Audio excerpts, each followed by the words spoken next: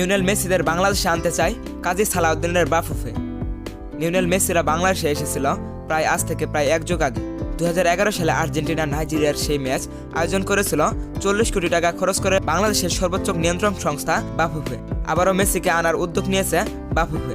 আর এই বিষয়ে আর্জেন্টিনাকে নাকি চিঠিও লিখেছেন কাজী সালাউদ্দিনের নেতৃত্বে Bafufe federation. Bafufe Argentine football অ্যাসোসিয়েশনকে এরই মধ্যে চিঠিও দিয়েছেন।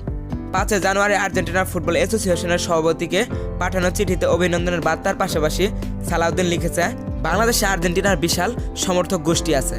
বিশ্বকাপের সময় আমরা সেটাই দেখেছি। তাই আমরা 2023 সালে সুবিধাজনক সময়ে মেসি সহ আর্জেন্টিনার জাতীয় ফুটবল দলকে বাংলাদেশে এনে ফিফার প্রীতি ম্যাচ আয়োজন করতে চাই। প্রীতি ম্যাচে আর্জেন্টিনার সম্ভাব্য প্রতিপক্ষ নিয়েও কাজ করার কথা জানিয়েছে বাফুফে। ব্রাজিলের মতো কোনো দলকে আনতে চায় বাফুফে।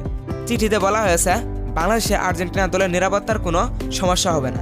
তাছাড়া আর্জেন্টিনা নাইজেরিয়ার পর ঢাকায় ফুটবল খেলে গেছে অস্ট্রেলিয়ার মতো দলও। তবে এই বিষয়ে আর্জেন্টিনার পক্ষ থেকে এখনও কোনো বার্তা পাওয়া যায়নি। তাই এই ব্যাপারটা এখনও ঝুলে আছে কেবল চিঠি প্রদানের মাধ্যমেই।